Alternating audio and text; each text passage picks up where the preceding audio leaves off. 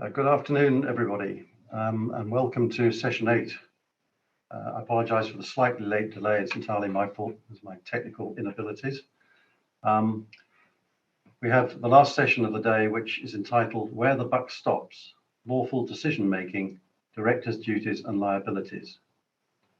Whilst legislation has changed the landscape in which provider organisations operate, it has left the duties and roles of Foundation Trust and NHS Trust Directors largely unchanged. As we move towards system working, it is also timely for boards to examine their own appetite for risk. In this session, we will discuss dilemmas faced by the boards and directors and look at how they and individual directors can be good team players within their systems whilst tackling those dilemmas. My name is Rupert Nichols and I'm Chair of Greater Manchester Mental Health Foundation Trust, and I'm privileged to be your chairman for this session. Doing all the hard work and bringing a vast amount of experience to bear, I'm delighted to welcome Julian Hartley, Chief Executive of Leeds Teaching Hospitals NHS Trust, Peter Edwards, Senior Partner in Capsticks LLP Solicitors, and Charlotte Hudson, Director of Corporate Affairs at South London and Maudsley NHS Foundation Trust. We have only 1 hour and a lot of ground to cover. Each of my panel colleagues will present their thoughts on this complex topic. During this time, we would welcome questions from you, which can be submitted in the box at the bottom of the screen in front of you. Your questions will be monitored by our excellent NHS Providers team, and we'll get our panelists to respond to as many questions as we can as time allows. Please note that all our sessions are recorded and will be available through the NHS Providers website. So without further ado, may I introduce Peter Edwards, who will remind us of the current and future legal framework and pose some challenges. Peter, over to you. Thank you very much, Rupert, and good afternoon, everybody. I've got quite a lot of ground to cover in quite a short time, so if I can launch into my first slide, please. And this is really just to remind you of some of the basics around the legal duties of directors. And these general duties are derived from common law principles. So directors will generally be required to exercise reasonable care and skill when performing their director duties. And they will be subject to certain fiduciary duties that arise as a result of the relationship of trust and loyalty that exists between them and their organisation, whether that is an NHS trust or a foundation trust. And you can see the detail of those fiduciary duties on the slide. And if we can move on to the next one, please. The legislation does perpetuate some differences between NHS trusts and foundation trusts that are potentially relevant to directors when they're discharging their duties. And you can see here that for NHS trusts, the general duty of the trust is to exercise its functions effectively, efficiently, and economically. For foundation trusts, there is a specific duty imposed on the board of directors and on each director individually, and that is to act with a view to promoting the success of the foundation trust so as to maximize the benefits for the members of the foundation trust as a whole and for the public. And we'll look in more detail at how these duties will be interpreted in the context of system working in a few minutes. If I can go to the next slide, please. So one of the things that I'm often asked by trust directors is, what are the risks? What are the potential liabilities that we might face as a result of our director positions? The starting point, I think, is relatively good news, that although in theory, directors can be subject to personal liabilities in contract and in tort, that is very rarely the case. Criminal liability, on the other hand, is rather more common. And many of you may have read about the prospect of corporate manslaughter charges being pursued, certainly health and safety related prosecutions, potentially misconduct in public office or offences under the Bribery Act. So criminal liability is a real issue for directors, but again, still relatively rare. And if I can move on, please. So by way of reassurance, there are protections from personal liability, and the starting point for those is Section 69 of the National Health Service Act of 2006. Again, you can see the detail there. The wording is somewhat old style because it actually derives from an 1875 Act of Parliament. But basically, what that provides for is that officers of an NHS trust or a foundation trust will not be personally liable where they are acting bona fide in the interests of their organisation. And that is the basis for the indemnities that trusts and foundation trusts will routinely provide to their executive and non-executive directors, which is then underpinned by indemnity cover under the NHS Resolution LTPS scheme. And the next slide, please.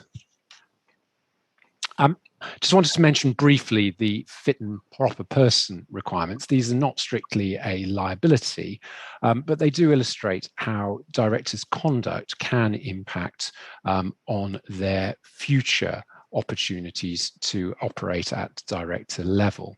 So the first thing to notice here is that the fit and proper person requirements not only apply to directors in a formal sense, i.e. those holding a board vote, but also those carrying out functions equivalent or similar to the functions of a director.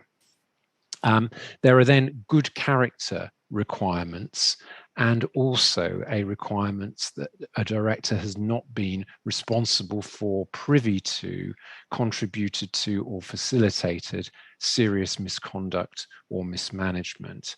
And I've been involved in several cases where issues have been raised, often by members of the public, suggesting that directors have been involved in such misconduct or mismanagement, and therefore that their directorships should be subject to scrutiny. If I can move on again, please. Obviously, system working means that some directors can end up wearing a variety of different hats, possibly within a trust or a foundation trust, within the integrated care board, and potentially a provider collaborative as well. And so I just wanted to say a little bit about how conflicts of interest are dealt with under the legislation. So the next slide, please. Starting with NHS trusts, there are some quite specific rules around conflicts in the NHS Trust membership and procedure regulations. The important point to note here is that a director shall not be treated as having a relevant pecuniary interest simply by reason of their membership of another body. And so where multiple hats are being worn within a system, the mere fact that someone has those multiple hats will not be enough to invalidate their participation in discussions and decision making. If I can move on again. So position of foundation trusts, rather different, more detailed provisions in Schedule 7 of the National Health Service Act.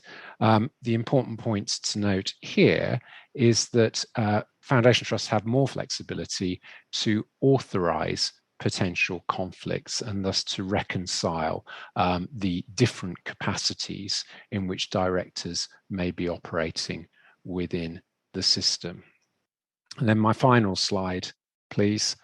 And this is new legislation. So this is something that is being introduced in the Health and Care Act of this year. It's a new duty. It will apply to both NHS trusts and foundation trusts to have regard to the wider effect of their decisions. And they need to have regard to that in three ways: to consider the health and well-being of the people of England, to consider the quality of services provided to individuals by or on behalf of a relevant body, and to consider the efficiency and sustainability by relevant bodies. And for this purpose, relevant bodies are NHS England, an Integrated Care Board, NHS trusts and foundation trusts. So this puts on a statutory footing the need to consider broader system issues alongside the specific considerations of the sovereign organisation, the trust or foundation trust. And I think this is going to be important in enabling directors to reconcile their responsibilities to their host organisation and to the system. And I will end there. Thank you, Peter, very much. A sobering reminder of the range of legal duties we assume when becoming the director of a provider trust. Next to present is Julian Hartley. Julian's going to address how the innovative approach to risk and risk appetite can be applied to system working and provide a line of sight for local boards on system level risk, so that they're able to assure themselves that risk is being managed effectively at the appropriate level. Julian, over to you, please. Thank you very much, Rupert. Well, good afternoon, everyone. It's good to see you all virtually. And if we can move on to the contents page, I'm going to look at how we've evolved and developed our risk management framework and governance. And it's really crucial work, actually, because it connects back to much of what Peter was describing in terms of the duties of directors and how we ensure that we manage some of the enormous challenges we're all facing in the NHS right now as boards effectively, and particularly risk management plays a crucial role in that. So I'm also going to talk a bit about how we've matured our risk management approach in development with private sector colleagues in terms of learning from different sectors and how they handle risk management approaches. And we've had a really positive partnership approach to that, and creating that common risk language, evolving our risk appetite, and where we're going next. So I hope that commands your interest and attention. So let's just take a look, first of all, at Leeds Teaching Hospitals in terms of a snapshot of 2021. On the next slide, you'll see just a bit of an infographic around the scale and scope of what we do. So we're a big trust. We employ around 20,000 valued staff. We serve the population of Leeds, West Yorkshire, and for a number of services, the whole of the north of England. We're a specialist referral centre as well as the hospital for Leeds. We spend around £1.3 billion a year providing healthcare for our patients.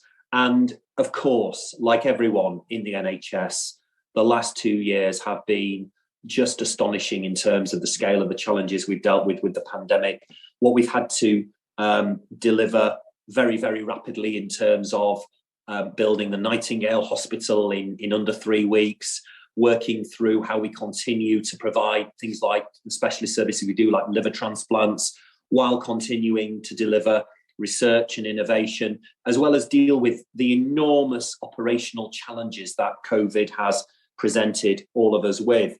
And of course, that period has been absolutely pivotal in having a clear approach to risk, because we've had to deal with a lot of risk and a lot of challenge. I'm sure many of you on the call have had experiences of looking at your oxygen supply, at your intensive care capacity, at managing IPC, at PPE, all of those things that we've really had to focus on, and all of which present boards, and for us in terms of our risk management committee, with really live issues to think about how we work and manage. So how do we do that? Well, on the next slide, you'll see our risk management framework and governance committees. And we've got a robust risk management framework in place, having spent a lot of time over the last 6 years developing and embedding this with our clinical service unit teams. We have around 18 clinical service units across the trust, and those are the functional areas that make up what we do. So children's, emergency services, orthopedic surgery, trauma, children's, and so on. And all of those come together. The leaders for each of those triumvirate teams, led by a clinical director, supported by a general manager and a head of nursing, are pivotal to our risk management approach. And our risk management framework doesn't just cover the corporate risk register and the board assurance framework, but other aspects, including our strategy setting, risk appetite, incident reporting, and crucially, freedom to speak up. And you can see there just listed out how all of those key issues relate to our key committees and our governance structure. And if we look at the next slide, you'll see our risk management framework and governance committees, where we have obviously the board and the onerous responsibilities the board had, as you've heard from Peter, and the kind of assurances the board needs in relation to all of those key committees, which are situated there as the orange committees, being the assurance committees, chaired by a non-executive director with at least 2 other non-executives members, and the management committees, risk management and research and innovation, chaired by an executive with a non-exec as an observer. And I chair the risk management committee, and we have that focus on making sure that we've got the right risk management policy, engaging everyone in risk management activities, making sure we have careful control of risk, in accordance, of course, with the board's risk appetite, overseeing patient and staff safety, and making sure we've got the right decisions on revenue protection and emergency preparedness. So those are some of the focus areas that we have on the committee. And just perhaps to say a word about how we organise the risk management committee. The next slide gives you the overall structure of this. So we've got the risk management committee, which was established in 2014. We meet monthly. I chair it, and we have all executive directors attending, plus our chair of audit, Suzanne, one of our non-executives, who provides a really valuable and important independent presence. And it makes that really good connection, actually, with the work of the audit committee. We've got an annual work programme that includes presentation of risks by those clinical service units and corporate departments, focusing on significant risks. And we make sure that each of those CSUs attends the risk management committee at least twice or 3 times a year, and we cycle through all of them. We review the controls, mitigating actions and risk scores, and we make sure we use the scoring matrix, those risks scoring 15 or above on the 5x5 matrix. I'm sure many of you are familiar with the likelihood against impact. We make sure they're reviewed at the committee and added to the corporate risk register if agreed. So we have a really key role in terms of if you like, triaging the risks that will go onto the corporate risk register. And it's interesting when you look, and we have done this, we've done audits of how many risks sit on different trusts' corporate risk registers. And it's interesting how they vary from a small number to a very large number. And we constantly challenge ourselves around, have we got too few, too many? Are we doing justice to them? Are they scored at the right level? And we also look at new and emerging risks on the horizon. And of course, that's been crucial during this whole period of the pandemic, and looking ahead and looking down the line at some of the risks around PPE, testing, vaccine, and so on. And the outputs of the committee are about a report on the discussion and decisions made, presented to the Trust Board, which I will do on behalf of the Risk Management Committee, including the update on the Corporate Risk Register. We've reviewed our Risk Management Framework and our Risk Management Committee independently to support our development and improvement, including a well-led development review, and an internal audit. So we try to always guard against complacency, make sure we're constantly trying to challenge ourselves and improve to capture the key issues and make sure we're doing justice to the mitigation of those key risks in line with our risk appetite.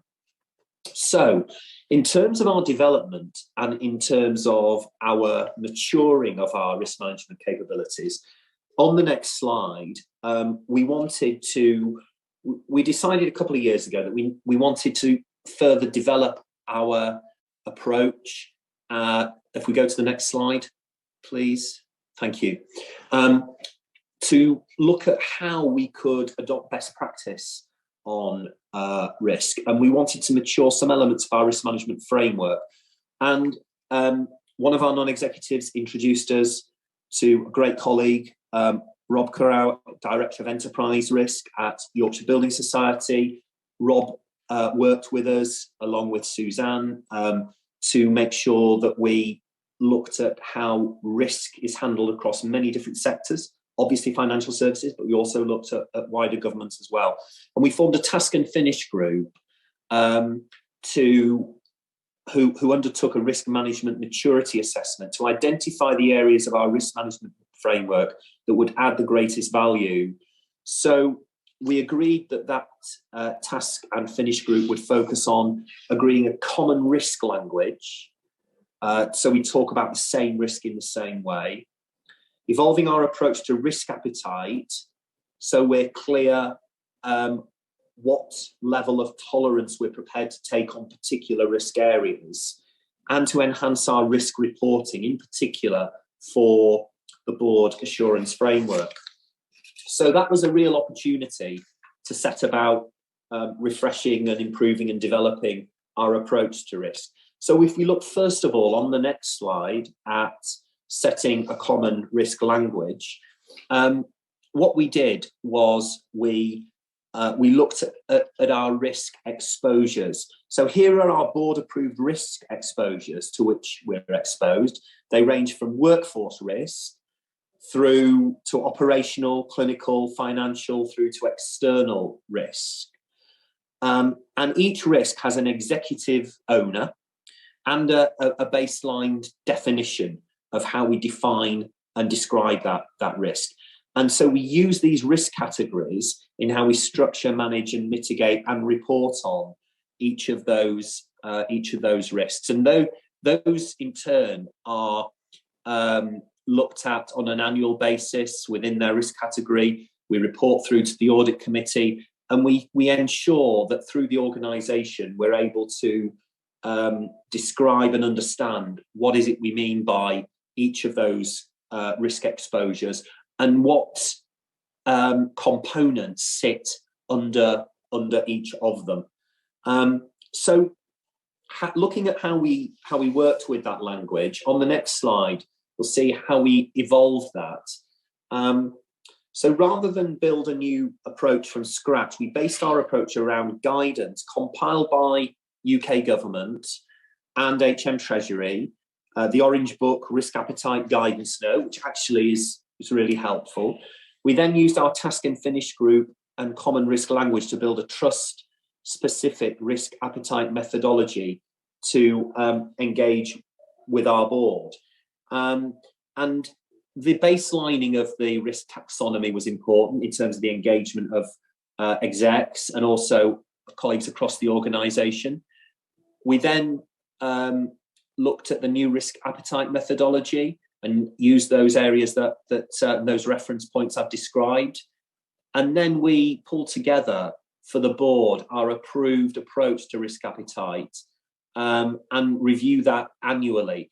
And we pulled a document together, the risk appetite guidance document, which we compiled, and we shared that with NHS providers who now are exploring opportunities for these materials to be shared across the membership. So how have we embedded it? Well, on the next slide, you'll see how we've started to categorise our risk appetite levels against each of those risk exposures. And you can see that representation of our board-approved risk appetite. So our methodology sought to show how we define our appetite from averse in the purple through to open or even eager in the blue and the dark blue. So you can see from the colours on the slide, we have no appetite for taking legal and regulatory risks, a very low appetite to certain clinical risks, and a greater appetite to take on operational and financial risks. And of course, that is in the context of the reality of clinical delivery, of what we do every day, of making sense of the challenges and the prioritisation that has to go on in any busy hospital, particularly when you're handling a pandemic, of how you're able to kind of make sense of managing risk at those different levels, and where being clear about where as a board our risk appetite sits. Now on the next slide, you can see in terms of evolving and embedding our risk appetite. So we've spent the last year embedding our new approach to risk appetite. Examples of that include considering our risk appetite as part of our strategy setting process, making sure, of course, it's consistent with our culture and our values, the Leeds way, which is all about being patient-centred, collaborative, fair, accountable, empowered. Making sure that all board reports note whether the decision will move us further towards or away from our defined risk appetite. And part of the challenge we had from Suzanne and Rob, which was really good when we were describing this, is, it's no good just keep bringing the same risk to the committee at the same level and not being able to kind of get it back within your appetite. You need to have a view as a board. Where are you aiming to get this risk?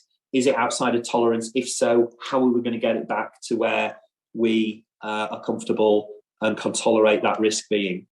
And we've published our approach, and that booklet I referred to, you can get an e-copy of our risk appetite guidance document at that reference that's there on the slide.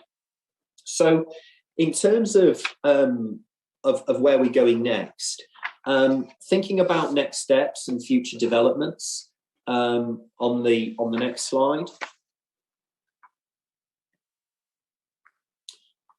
We're thinking about how we make sure we look at enhancing our board assurance framework, embedding our existing risk appetite further, as well as undertaking our first annual review of our risk appetite, making sure that that's still consistent. It's what the board still believe is the right level. We're embedding this, and this is crucial because I think the risk management committee and the risk appetite process is only as good as the level of engagement we've got through the leaders in the organisation. So working with our clinical directors, heads of nursing, general managers, working with our clinical leads and our corporate directors and all of their teams, making sure that we understand both our key risks but also our risk appetite, and the definitions of those risk exposures has been a crucial part of this. So there's been a lot of work, and I'm grateful to Craig Brigg, Joe Bray, and other colleagues that work with me as part of the board, who've spent a lot of time working with our CSUs and embedding and developing this approach. And we still use Rob and Suzanne as checkpoints to make sure that we're kind of working alongside best practice in other sectors. And we're aiming to make sure that the risk appetite statements, which will be reviewed by the board in 2022-3 as part of the development programme. And it just gives, I think, it prompts a really good discussion at board level about what we're prepared to accept, where we are on any given issue, and how we manage and mitigate that. And that's a discussion that, of course, happens at risk management committee, which then is central to supporting those board discussions. So we want to make sure that we share our work. We want to make sure that we kind of open this up and share what we've done. We're interested in what others are doing. So you can see there, I've mentioned Craig, Joe and Rob. Very happy to to talk to colleagues direct. It's been, I think, for me as the accountable officer, absolutely invaluable, and it does, I feel, help us with our duties as directors in terms of the point of this session where the buck stops. But it's been a journey, and it's been one we spent a lot of time on. But I would commend to colleagues listening, comparing and contrasting what we do in the NHS with what happens in other sectors and how we can learn and develop that together. So my thanks to Rob, to Suzanne, to Craig, to Joe, and I'll stop there. Thank you very much, Rupert. Thank you very much, Julian. That's brilliant. I imagine that web address of yours has had a few hits in the last 15 minutes or so, and everybody will be reading your guidance. It looks very interesting. Thanks so much. Our final presentation is by Charlotte Hudson from South London and Maudsley, who will discuss the potential benefits for both trust and system governance through using professional experience of governance experts in trusts to help design and implement structures for those systems, including at place and provider collaborative level. I know Charlotte will pose some challenges and suggest there are some unanswered questions for trusts and systems to consider. Charlotte. Yes, thank you ever so much. So yes, I'm going to speak a little bit about some of the broader practical issues and risks arising from statutory partnership working, recognising, of course, that different areas are at different stages of this implementation. And I'm going to reflect not just on my personal experience, but on that of peers. So I'll start by saying that I am aware, having discussed with many colleagues, that there's perhaps been an inconsistency of engagement with key governance professionals within providers as plans for ICSs have been rolled out, whether that's from the centre or from the ICSs themselves, or even internally within trusts. It's a personal view, for example, that the draft constitution for integrated care boards may have benefited before its first published iteration by consultation with and the contribution of those familiar on a day-to-day basis with the practical application of, say, trust constitutions and standing orders. So some trusts have reported early and effective engagement, but some have shared frustration that plans have been shared too late or not at all. In some instances, the ICS has engaged with one governance expert from across the provider landscape, expecting them to be able to speak for all the others. It can also be a default position for ICS leaders to communicate directly with trust chairs and CEOs, and it may be assumed that those communications will wend their way back to those who are best to advise on how proposals will work in practice, but feedback confirms that this is not always the case. There's also not always an equivalent person within the ICS to work with, and so relationships with counterparts across providers are often imperative to stay in the loop on developments. The problem and inherent risk, obviously, with limited engagement is that those charged with governance can find themselves unsighted on key information they need to transform existing internal governance structures to flow neatly with those of the ICS, and instead we're at risk of adding additional layers, or shoehorning them in, or worse of all, missing them off entirely. To truly make the flow of information and decision-making work, it will involve mapping the terms of reference of ICS boards, panels, groups against internal fora, finding the overlap, more importantly, the gaps, understanding where authority and decision-making sits, and none of this can be done in an effective way without good engagement and communication. In other words, you can't do it with large chunks of the jigsaw missing. I would be interested to probe further to what extent governance colleagues feel engaged and cited, not just by the ICS, but from within their own organisation. Has it been an organic process, or perhaps be some sharpening of the elbows along the way to get involved? Does everyone have the information that they need? Or in the case of where that information is not yet available, are you well positioned to be included in its development from the outset?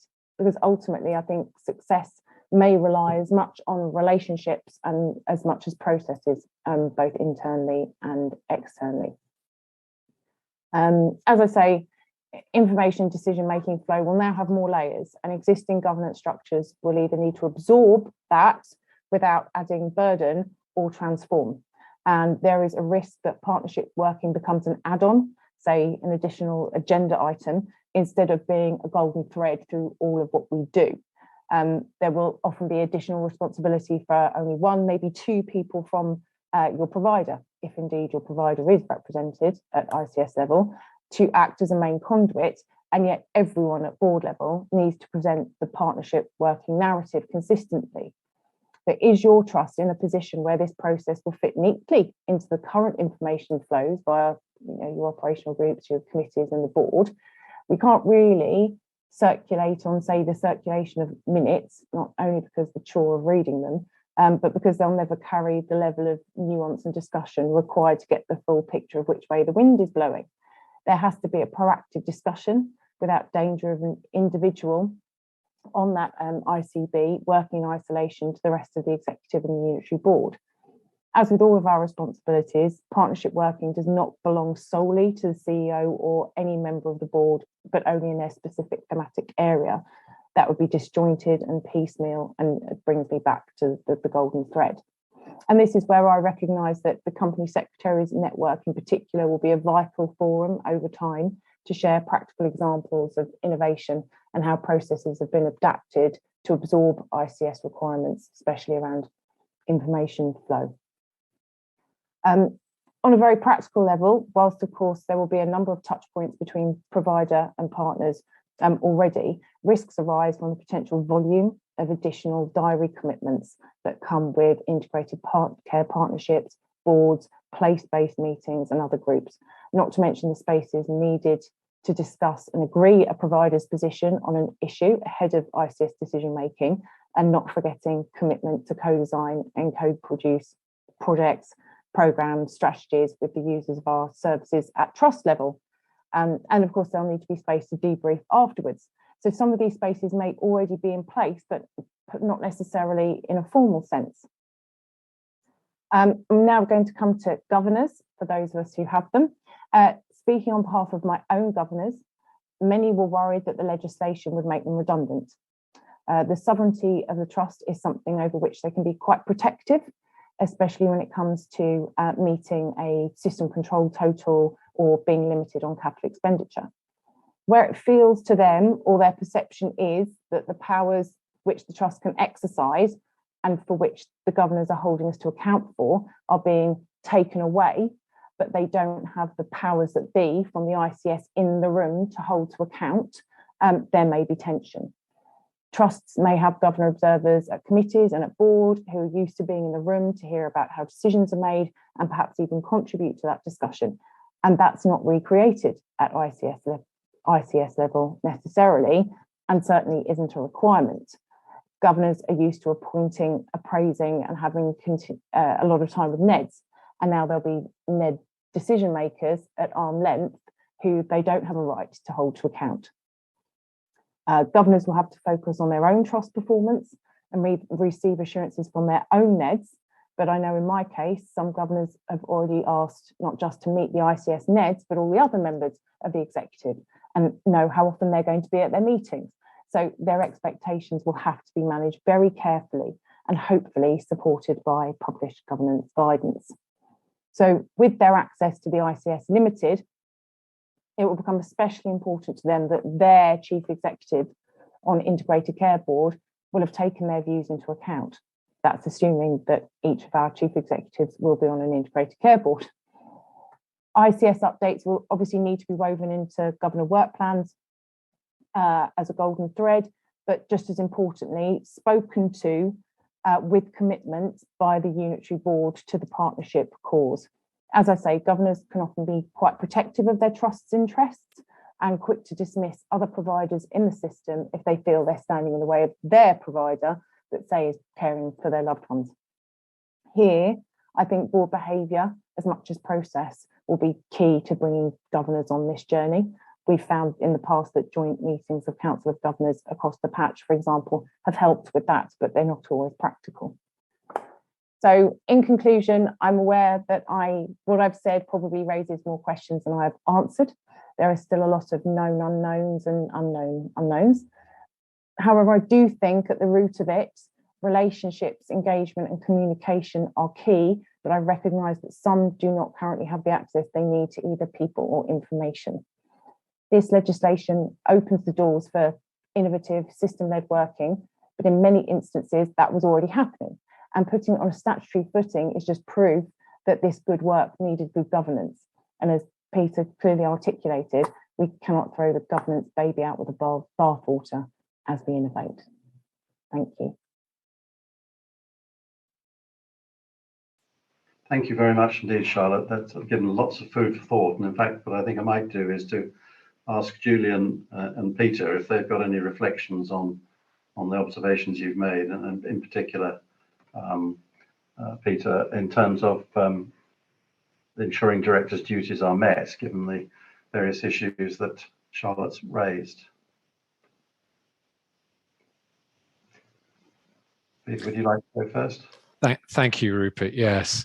I must say, Charlotte, hearing your reflections very much echoes with some of the things I've heard as I've been sort of going around the country talking to providers about their involvement in systems, particularly talking to company secretaries, directors of governance, and the variation in experience and the variation in their engagement in the development of system-wide structures. So that's my first reflection. I think my second reflection is that I come at governance from a keeping organizations and the people within them safe perspective. So governance shouldn't be seen as an afterthought. It shouldn't be seen as an impediment. It's actually a vital part of making systems work effectively. And so I would very much hope that we can start to resolve some of the unresolved issues that that Charlotte mentioned in her presentation. Thank you very much. Julian, how do you? Yeah, thanks. Thank you, Rupert. Charlotte, great. A lot of resonance there. I think just one contribution on the system-wide piece I'd make is we have in West Yorkshire what we call the West Yorkshire Association of Acute Trust, and we've been working as a provider collaborative since 2016, and we have a risk register for all of us. So, for example, during the challenges with the pandemic and all of the sharing of capacity and support mutual aid around critical care, establishing the Nightingale, as well as urgent care pressures and specific risks around certain key services, we try to capture, and Joe Bray, our corporate secretary, will work closely with the company secretaries and corporate secretaries of the other trusts, and we'll make sure that we've got some conversations about shared risks, which in turn can inform the ICS as the umbrella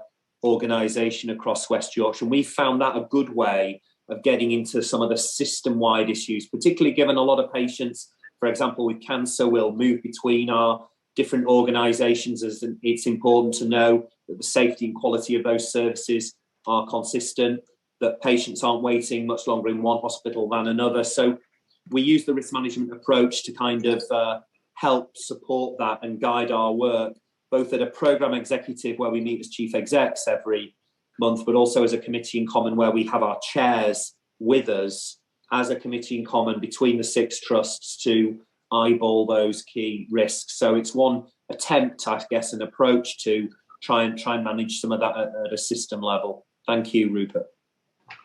Thanks, Julian. Thanks for that. Charlotte, anything you'd like to add to that after hearing those two? Yes, I just wanted to echo what Julian said. We too have been part of the provider collaborative for quite a long time now. And so a lot of this is not new to us personally. And the functions that he's described around committees in common and the executive levels that sit beside it certainly do assist with that collaborative risk arrangement and holding one another to account. But there are still, I think, some nuanced areas where we'll continue to have to work collaboratively. Thanks, Charlotte. Julian, we have a question from Anna Milanic, who has asked, you mentioned the use of risk management with regard to freedom to speak up. Could you provide more details on this? I'm assuming that you are referring to triangulating FTSE concerns raised with other data.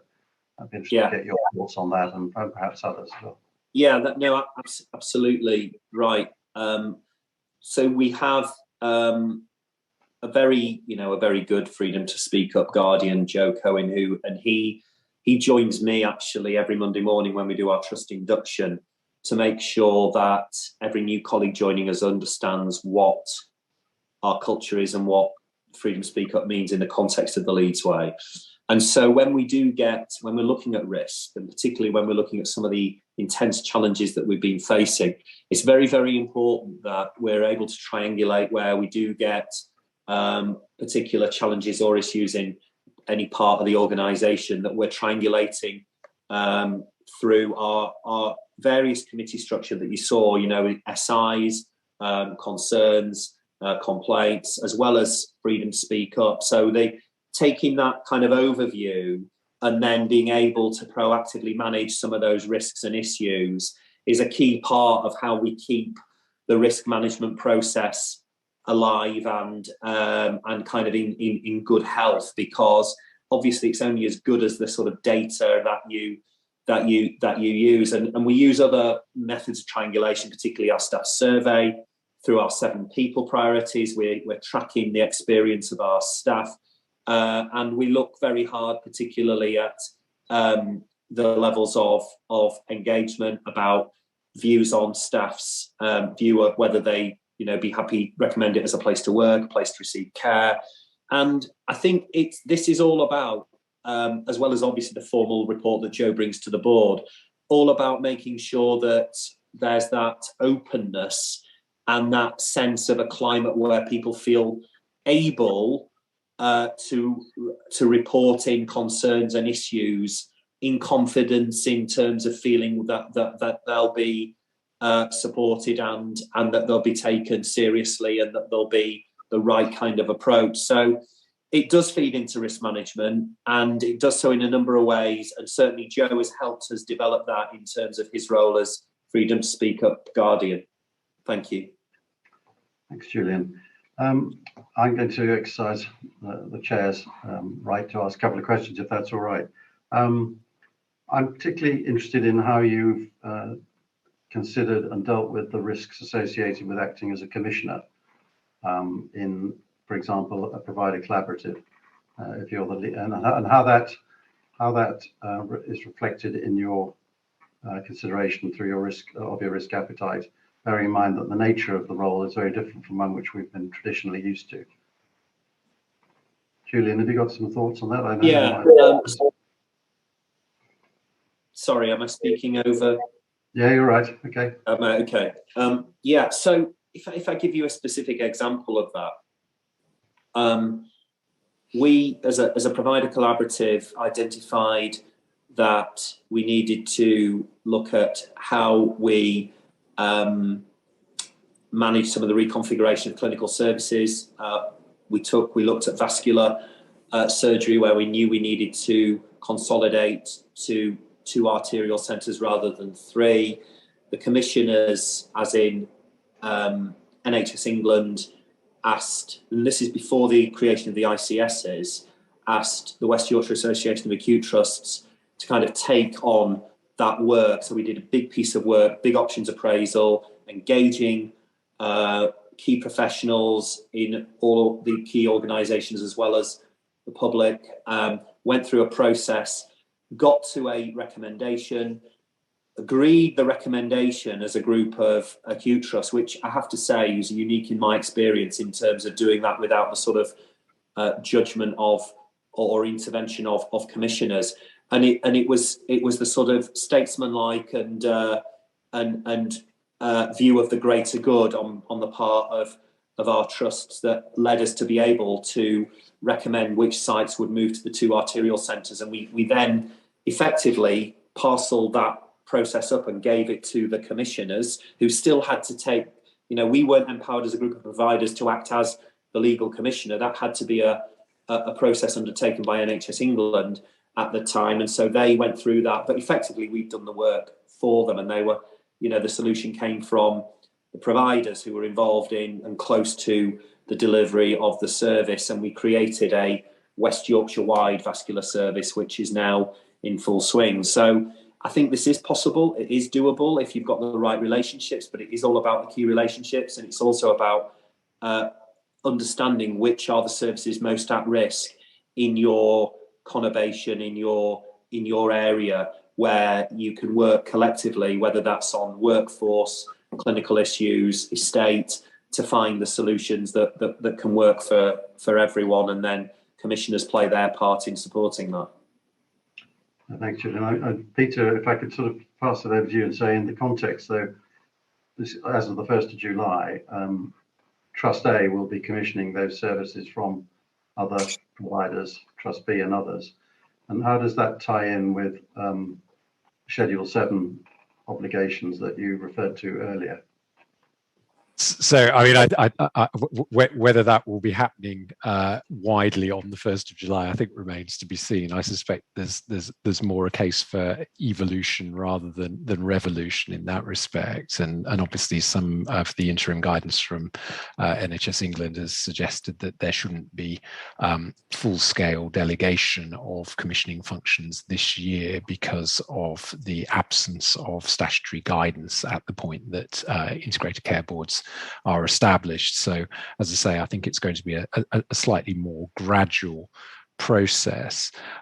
I mentioned in my presentation the introduction of this duty to take account of the wider effects of decisions, and I think that from a legal perspective is going to be of considerable assistance in sort of reconciling individual organisational interests on the one hand and wider system interests on the other. But it's important to understand that the duty to take account of the wider effect of decisions doesn't override those organisational duties. They're still there in the mix and have to be weighed alongside the system-wide considerations. And I think this is one of the ways in which some of the issues that Charlotte raised about the role of governors is likely to play out as we move forward, that there will still be individual organisational interests to be considered alongside those of the system. And I'd love to think that we will see the sorts of behaviours that Julian described with their work on vascular, but it may not work quite so seamlessly in all parts of the country. Thank you, Peter. Charlotte, have you any thoughts on these issues that we've been discussing? Absolutely, and slightly similar to Julian's point, as I say, we've been working in a provider collaborative for a number of years now, with each trust taking commissioning responsibility. And I think what's important here, and it's echoed through the governance structure, but also in the attitude, is that we're all accountable for each service, irrespective of whether you're the commissioning body or whether you are the one delivering the service. We all have the opportunity to mobilise, to fix problems and to make things happen and deploy resources. So I think the emphasis here is on the collaborative part of the provider collaborative, and ensuring that we're all taking responsibility for the oversight, but also for the accountability for how the services operate. Thanks, Charlotte. I think we've got time for one more question from Julie Parker. Peter referred to the new duties for all trusts to assess the wider effect of decisions. Will trusts be required to evidence they are doing that? Peter? Potentially, yes. So NHS bodies generally are already subject to a significant number of legal duties, and where there are challenges to their decisions, those are often linked to one or more of those duties. So it's certainly good practice to be able to show how decisions have taken account of the range of duties that apply. And just to give you a practical example of that, so I do quite a lot of work with systems that are recommending major service change. And typically at the point that those recommendations are signed off, I will produce a report for the decision makers identifying the legal duties that apply and effectively signposting the evidence as to how each of those has been taken into account. So things like equalities duties, inequality duties, and so on. And I think this duty to take account of the wider effect of decisions will play out in the same way as we go forward. Yes. Thank you very much for that, Peter. Well, regrettably, our time is almost up, and we must bring proceedings to a conclusion. I think we could debate this topic for a great deal longer, but we've heard about our legal operating framework. We've heard some innovative approach in Leeds there to managing risk and risk appetite, and we're all going to be signing up and buying your book, Julian, so that'll help. And we've had some good advice on making best use of governance experts. We're most grateful to Charlotte, Peter and Julian for helping us all to understand the complex environment in which we operate and giving us some practical advice as to how to manage our risks. I think the short answer is that clearly the buck stops with us, and we should all work together to make sure that the new system functions effectively. And I think we'll all have to make some changes in the way we work with each other, hopefully very constructively. So on behalf of NHS providers and the panel, I say thank you to all of you for joining us this afternoon, and thank you in particular for the three of you for your contribution.